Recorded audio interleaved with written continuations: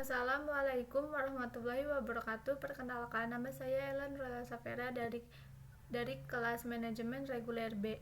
Di sini saya akan menjelaskan tentang tanggung jawab manusia sebagai hamba dan khalifah Allah. Sebagai khalifah, apa yang dilakukan tidak boleh hanya untuk diri sendiri dan tidak hanya bertanggung jawab kepada diri sendiri saja.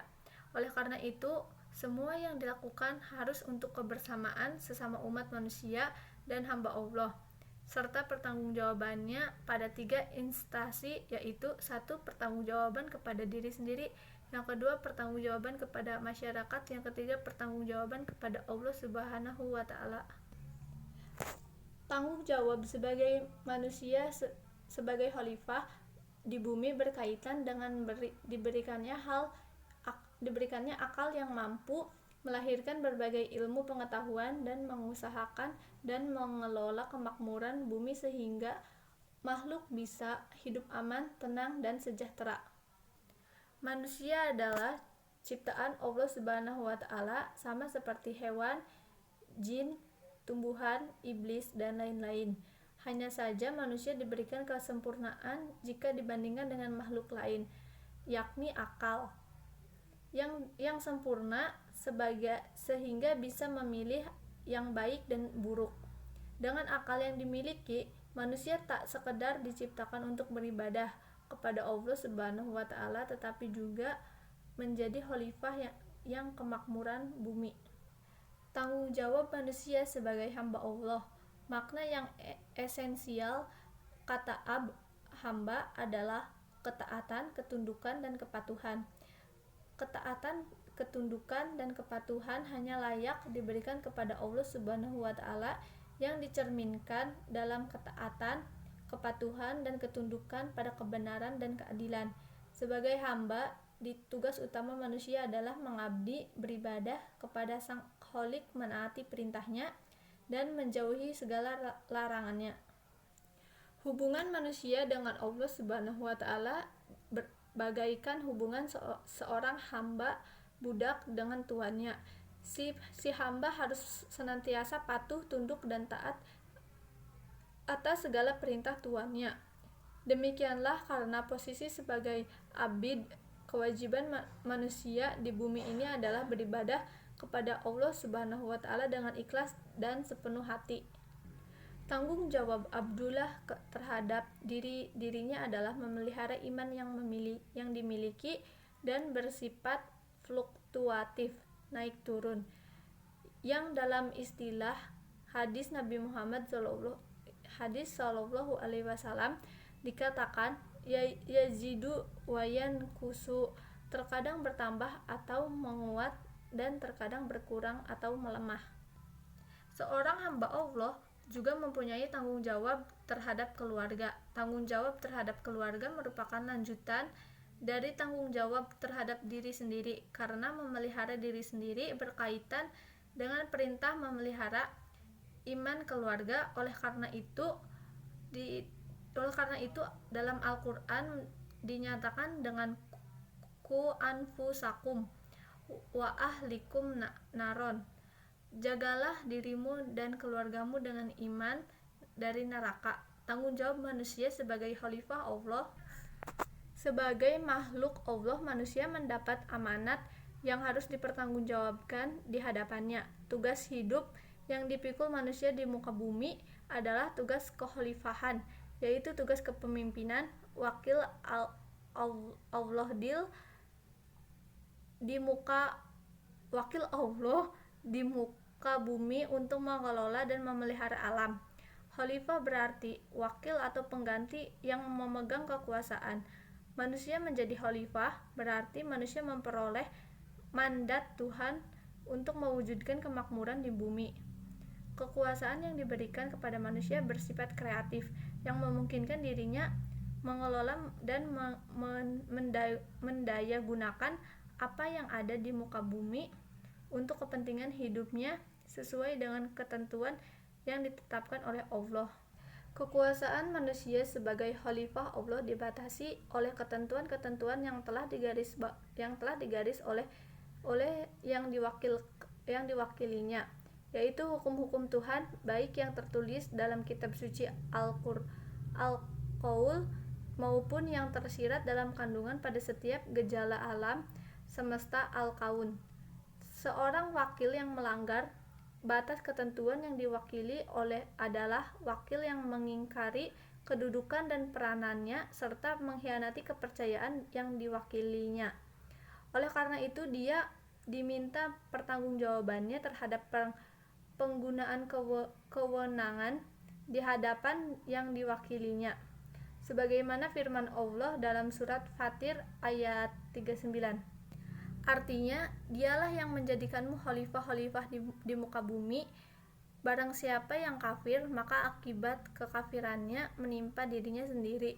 Dan kekafiran orang-orang yang kafir itu tidak lain hanyalah akan menambah kemakmuran pada sisi Tuhannya, dan kekafiran orang-orang yang kafir itu tidak lain hanyalah akan menambah kerugian untuk mereka belaka. Ketika memerankan fungsi sebagai khalifah Allah di muka bumi, ada dua peranan penting yang diamanahkan dan dilaksanakan manusia sampai hari kiamat. Pertama, memakmurkan bumi al-imarah, yakni dengan mengeksploitasi alam dengan sebaik-baiknya, dengan adil dan merata dengan tetap. Menjaga kekayaan agar tidak punah, supaya generasi berikutnya dapat melanjutkan eksploitasi itu. Kedua, memelihara bumi dari upaya-upaya perusakan yang datang dari pihak manapun. Ar-riayah. Memelihara bumi dalam arti luas termasuk juga memelihara akidah dan akhlak manusia sebagai sumber daya manusia, memelihara kebiasaan jahiliyah yaitu merusak dan menghancurkan alam demi kepentingan sesaat. Karena sumber daya manusia yang rusak akan sangat potensial merusak alam. Oleh karena itu, hal semacam itu perlu dihindari. Dua peran yang dipegang manusia di muka bumi sebagai khalifah dan abdun merupakan keterpaduan tugas dan tanggung jawab yang melahirkan dinamika hidup yang syarat dengan kreativitas dan amaliyah yang selalu berpihak pada nilai-nilai kebenaran. Dua sisi dan tugas tanggung jawab ini tertata dalam diri setiap muslim sedemikian rupa. Apabila terjadi ketidakseimbangan, maka akan lahir sifat-sifat tertentu yang menyebabkan derajat manusia meluncur jatuh ke tingkat yang paling rendah. Tanggung jawab manusia sebagai hamba Allah Subhanahu wa taala. 1. Manusia diciptakan Allah Subhanahu wa taala dengan tanggung jawab yang luas yang perlu dilaksanakan karena ia akan disoalkan tentang amanah yang diberikan kepadanya di hari kiamat nanti. Allah Subhanahu wa taala menciptakan manusia dengan tujuan tertentu, yaitu untuk dikembalikan semula kepadanya dan mereka dipertanggungjawabkan atas setiap usaha dan amal yang berkaitan dengan perintah keagamaan semasa hidupnya di dunia. Mereka akan diadili dan diberi pembatasan di hari pembalasan, sama ada ditempatkan di syurga atau neraka. 2.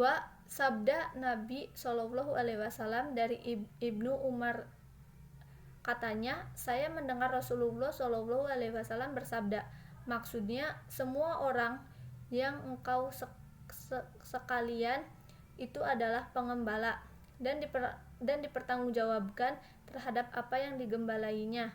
Seorang pemimpin adalah pengembala dan akan ditanya tentang pengembalanya. Seorang lelaki adalah pengembala dalam keluarganya dan akan ditanya tentang pengembalanya. Seorang istri adalah pengembala di rumah suaminya dan akan ditanya tentang pengembalaannya. Seorang khodam juga pengembala dalam harta tuannya dan akan ditanya tentang pengembalanya. Maka semua orang dari kamu sekalian adalah pengembala dan akan ditanya tentang pengembalanya. Tanggung jawab manusia kepada Allah Subhanahu wa taala adalah sebagai berikut. 1. Mengabdikan diri kepada Allah Subhanahu wa taala dengan beriman dan melakukan amal soleh mengikuti syariat yang ditetapkan oleh agama melalui Rasulnya. Yang kedua, melaksanakan amanah Allah Subhanahu wa Ta'ala, memelihara dan mengawal agama Allah serta ajaran Allah Subhanahu wa Ta'ala seperti firman-Nya surat Al-Ahzab ayat 72. Sesungguhnya kami telah melakukan tanggung jawab amanah kami kepada langit dan bumi beserta gunung-gunung untuk memikul, maka enggan memikulnya, dan bimbang tidak dapat menyempurnakan karena tidak ada pada mereka persediaan untuk memikulnya, dan pada ketika itu manusia dengan persediaan yang ada padanya sanggup memikulnya. Ingatlah, sesungguhnya tabiat kebanyakan manusia adalah suka melakukan kezoliman, yang suka pula membuat perkara-perkara yang tidak patut dikerjakan. Surat Al-Ahzab ayat 72. Yang ketiga, melaksanakan amar ma'ruf nahi munkar, yaitu sebagai khalifah Allah Subhanahu wa Ta'ala bertanggung jawab menyebarkan Islam, meninggikan kalimat Allah Subhanahu wa Ta'ala, dan supaya manusia menjadi orang Islam. Firman Allah Subhanahu wa Ta'ala, dan hendaklah ada di antara kamu segolongan umat yang menyuruh berdakwah kepada kebajikan, pengembangkan Islam, dan menyuruh perbuatan kebaikan serta melarang dari kemungkaran buruk dan keji.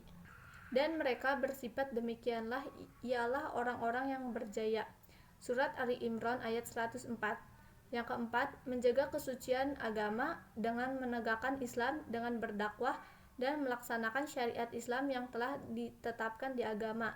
Yang kelima, bertanggung jawab menjauh dan memelihara diri dan keluarga dari azab neraka. Itu sajalah yang dapat saya paparkan, kurang lebihnya mohon maaf. Wabillahi taufiq wal hidayah. Wassalamualaikum warahmatullahi wabarakatuh.